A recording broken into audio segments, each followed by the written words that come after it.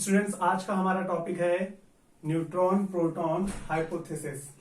Last video में हमने पढ़ा था स्ट्रक्चर ऑफ न्यूक्लियस में, कंपोजिशन ऑफ न्यूक्लियस में, कि न्यूक्लियस के कंपोजिशन में after the discovery of proton 1919 में प्रोटॉन की डिस्कवरी के बाद ये माना गया, कंसीडर किया गया कि जो न्यूक्लियस होता है उसमें न्यूट्रॉन और उसमें इलेक्ट्रॉन और प्रोटॉन होते हैं।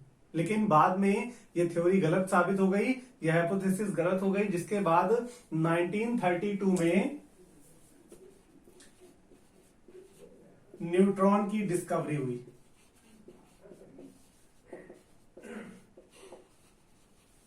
नाइनटीन 1932 में जेम्स चैडविक, साइंटिस्ट थे जेम्स चैडविक, जिन्होंने न्यूट्रॉन की डिस्कवरी की। अब न्यूट्रॉन पर जो चार्ज होता है, मतलब न्यूट्रॉन पर कोई भी चार्ज नहीं होता है। न्यूट्रॉन जो होता है वो न्यूट्रल होता है, इस पर कोई भी चार्ज नहीं होता है। और मास ऑफ न्यूट्रॉन जो होता है वो मास ऑफ प्रोटॉन के इक्वल होता है। न्यूट्रॉन का जो मास होता है वो प्रोटॉन के मास के इक्वल होता है या इक्विवेलेंट होता है। अब न्यूट्रॉन की इन दोनों प्रॉपर्टीज के कारण, न्यूट्रॉन की इन दोनों प्रॉपर्टी के कारण जब न्यूट्रॉन और प्रोटॉन की प्रॉपर्टीज को कंबाइन किया गया तो इनकी जो प्रॉपर्टीज थी कॉम्बिनेशन के बाद वो प्रॉपर्टीज न्यूक्लियस की प्रॉपर्टीज के इक्विवेलेंट थी।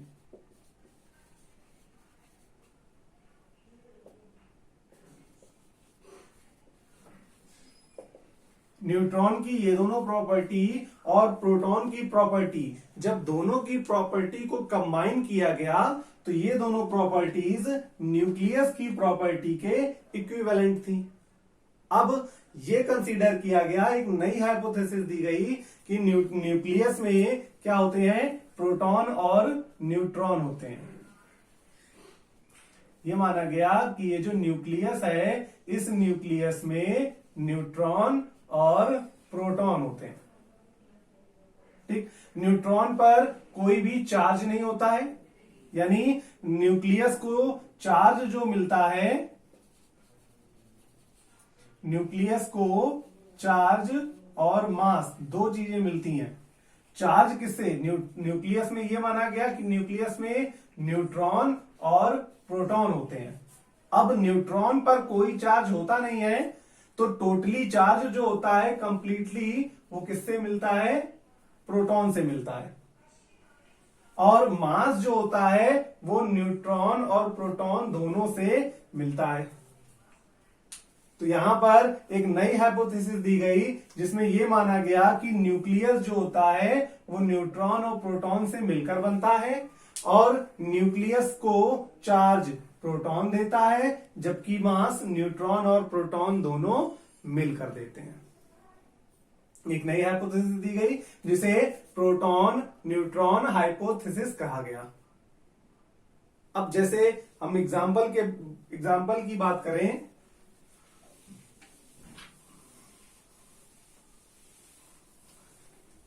तो हमने ले लिया हाइड्रोजन।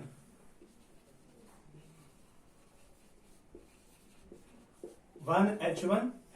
अब हाइड्रोजन के न्यूक्लियस में माना गया कि इसके न्यूक्लियस में न्यूट्रॉन और प्रोटॉन, ये माना गया कि इसके न्यूक्लियस में न्यूट्रॉन नहीं होता जबकि एक प्रोटॉन होता है। न्यूक्लियस में कोई भी न्यूट्रॉन नहीं होता बल्कि एक प्रोटॉन होता है।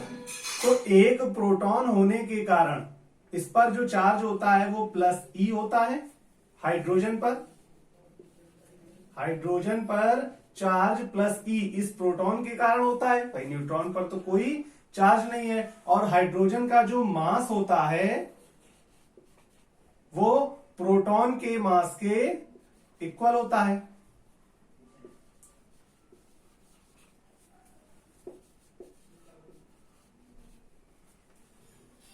तो यहां पर इस हाइपोथेसिस, प्रोटॉन न्यूट्रॉन हाइपोथेसिस के अकॉर्डिंग यहां पर हाइड्रोजन में क्या होगा, हाइड्रोजन पर जो चार्ज होता है वो +E होता है और मास जो होता है वो मास ऑफ प्रोटॉन यानी एक प्रोटॉन के मास ऑफ वन प्रोटॉन के इक्वल होता है।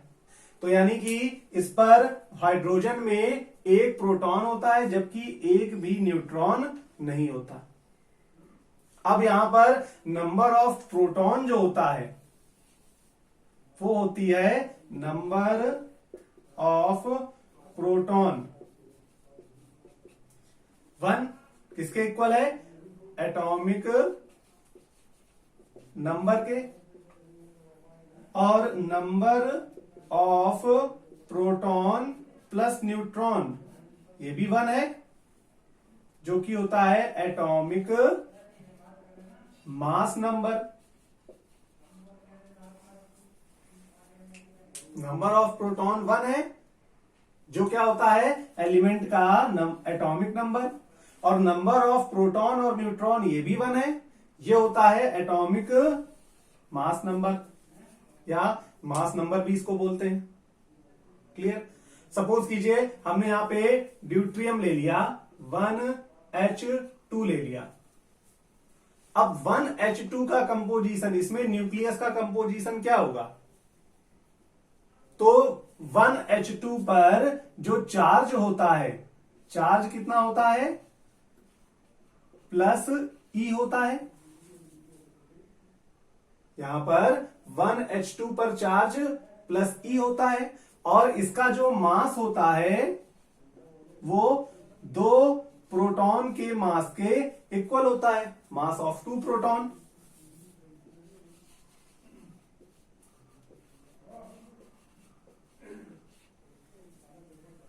ठीक, तो अब ड्यूट्रियम में देखिए, ड्यूट्रियम पर चार्ज ई है और इसका मास ऑफ टू प्रोटॉन के इक्वल है।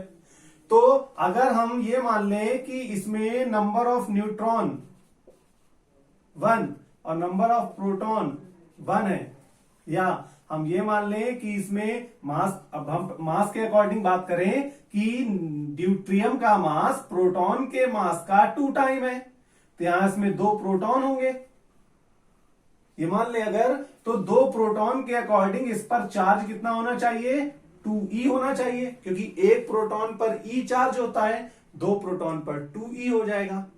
यानी चार्ज के अकॉर्डिंग 2 प्रोटॉन तो हो नहीं सकते, तो अब यहां पर हमने क्या किया, प्रोटॉन 1 मान लिया तो चार्ज प्लस e हो जाएगा।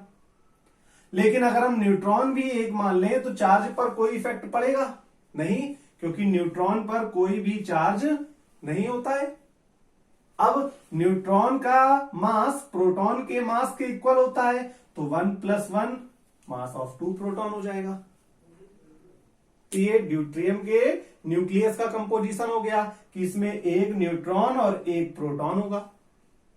तो अब यहां पर देखिए नंबर ऑफ प्रोटॉन कितने हैं, 1 है, जो कि इसका एटॉमिक नंबर है, और number of proton plus neutron, proton और न्यूट्रॉन का नंबर कितना है, 2 है, 2 है, जो कि होता है एटॉमिक मास नंबर। तो ये सेकंड एग्जांपल हो गया इसका। इसी तरह अगर हम क्या ले लें, हीलियम ले लें, हीलियम की बात करें तो हीलियम क्या होता है,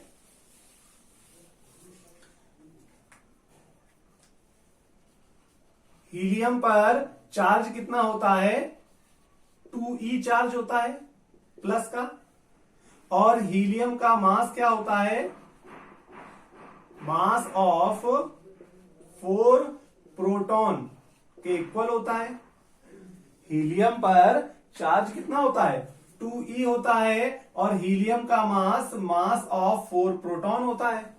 अगर हम 4 प्रोटॉन के अकॉर्डिंग इसमें नंबर न्यूक्लियस में, अगर हम न्यूक्लियस में 4 प्रोटॉन मानते हैं, नंबर ऑफ प्रोटॉन 4 लेते हैं, तो इसके अकॉर्डिंग चार्ज कितना होना चाहिए, +4e। क्यों, क्योंकि एक प्रोटॉन पर चार्ज कितना होता है, e होता है, तो 4 प्रोटॉन पर चार्ज 4e हो जाएगा। लेकिन यहां पर चार्ज चाहिए कितना, +2e होना चाहिए। तो नंबर ऑफ प्रोटॉन न्यूक्लियस में, नंबर ऑफ प्रोटॉन हम कितना मान ले, 2 मान ले। लेकिन अब मास को 4 करना है, तो हम जानते हैं कि न्यूट्रॉन और प्रोटॉन दोनों का मास इक्वल होता है। तो अब मास में अभी भी 2 प्रोटॉन की कमी है, तो 2 प्रोटॉन इक्वल 2 न्यूट्रॉन, क्योंकि दोनों का मास इक्वल होता है। तो हमने नंबर ऑफ न्यूट्रॉन कितने मान लिए? 2 मान लिए। अब देखिए यहां पे 2 प्रोटॉन है प्लस 2e चार्ज हो गया। 2 प्रोटॉन 2 न्यूट्रॉन मिलकर 4 प्रोटॉन मान सकते हैं या 4 न्यूट्रॉन, क्योंकि दोनों का चार्ज इक्वल होता है, तो इसका मास भी इक्वल हो गया। अब नंबर ऑफ प्रोटॉन जो है, नंबर ऑफ प्रोटॉन 2, ये इसका क्या होता है? एटॉमिक नंबर, आपको पता ही है, पढ़ चुके हैं आप।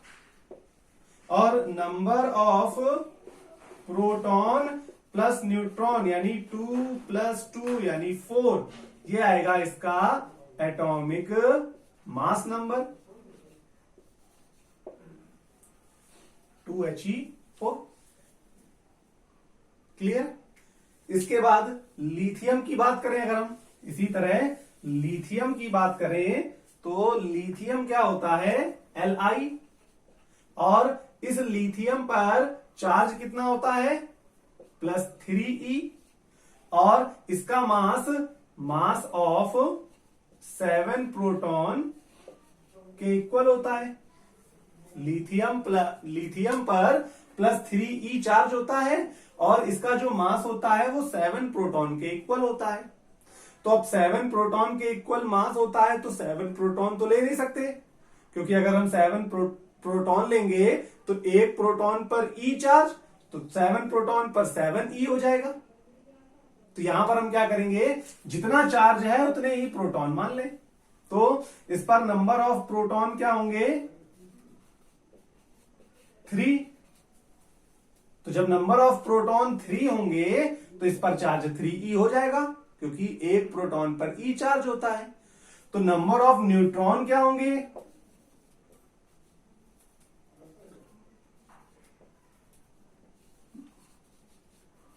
ये 4 हो जाएगा। क्यों? क्योंकि हमें मास 7 चाहिए, हमारे पास 3 प्रोटॉन है, 3 मास है, हमें मास चाहिए 7, तो हमने 4 न्यूट्रॉन ले लिए, क्योंकि प्रोटॉन और न्यूट्रॉन दोनों का मास इक्वल होता है। तो 4 न्यूट्रॉन कहें या 4 प्रोटॉन कहें, 4 proton plus 3 proton equal 7 proton, mass के अकॉर्डिंग मास ऑफ 7 प्रोटॉन। तो यहां पर नंबर ऑफ प्रोटॉन जो होगा वो हो जाएगा इसका 3 यानी एटॉमिक मास नंबर, और एटॉमिक नंबर, और number of proton plus neutron ये हो जाएगा इसका एटॉमिक मास नंबर 7। यानी कि किसी भी एलिमेंट में जो एटॉमिक नंबर होता है वो नंबर ऑफ प्रोटॉन के इक्वल होता है, और एटॉमिक मास नंबर जो होता है वो number of proton plus neutron के इक्वल होता है। ये हमें किसके थ्रू मालूम चला? न्यूट्रॉन प्रोटॉन हाइपोथेसिस के थ्रू मालूम चला कि अगर किसी भी एलिमेंट में जितने प्रोटॉन होते हैं वही उसका एटॉमिक नंबर होता है, और जितने number of proton plus neutron होते हैं वो उसका एटॉमिक मास नंबर होता है। अब अगर हम मान लें कि किसी एलिमेंट का एटॉमिक नंबर Z है और एटॉमिक मास नंबर A है, तो इसमें नंबर ऑफ प्रोटॉन कितने होंगे? Z हो जाएंगे, और number of neutron plus proton A होंगे। A में से Z प्रोटॉन है तो नंबर ऑफ न्यूट्रॉन कितने होंगे? A minus Z। क्लियर है? ये आप केमिस्ट्री में पढ़ चुके होंगे बहुत ही अच्छे से स्टार्टिंग में। अब यहां पर देखिए कि न्यूक्लियस में क्या पाए गए?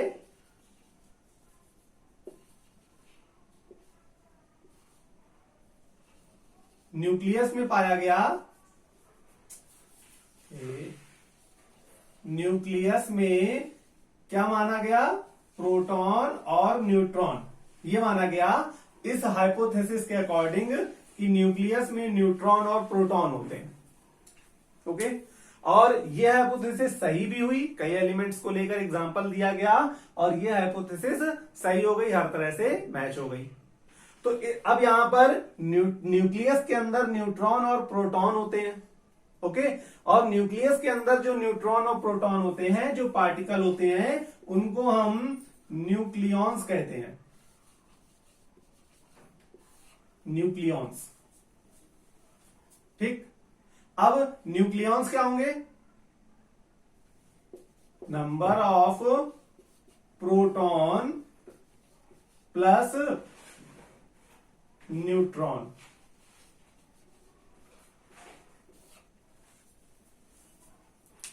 ठीक है, ध्यान रखिएगा कि न्यूक्लियस के अंदर न्यूट्रॉन और प्रोटॉन होते हैं, जिनको हम न्यूक्लियॉन्स कहते हैं। ये भी इसी हाइपोथेसिस में दिया गया कि जो न्यूक्लियस होता है उसमें न्यूट्रॉन और प्रोटॉन पाए जाते हैं, जिन्हें हम न्यूक्लियॉन्स कहते हैं, और नंबर ऑफ न्यूक्लियॉन्स जो होता है वो एटॉमिक मास नंबर के इक्वल होता है। आप किसी भी एलिमेंट में फाइंड करेंगे न्यूक्लियॉन्स की बात, तो इस लिथियम में 3 प्रोटॉन है, 4 न्यूट्रॉन है, तो नंबर ऑफ न्यूक्लियॉन्स क्या हो जाएंगे, 7, और यही इसका क्या होगा, एटॉमिक मास नंबर। तो न्यूक्लियस में जो पार्टिकल्स होते हैं उन्हें हम न्यूक्लियॉन्स कहते हैं। न्यूक्लियस में जो भी पार्टिकल होते हैं जैसे न्यूट्रॉन और प्रोटॉन, इन्हें हम न्यूक्लियॉन्स कहते हैं, और नंबर ऑफ न्यूक्लियॉन्स जो होता है वो एटॉमिक मास नंबर के इक्वल होता है। ये थी आपकी प्रोटॉन न्यूट्रॉन हाइपोथेसिस।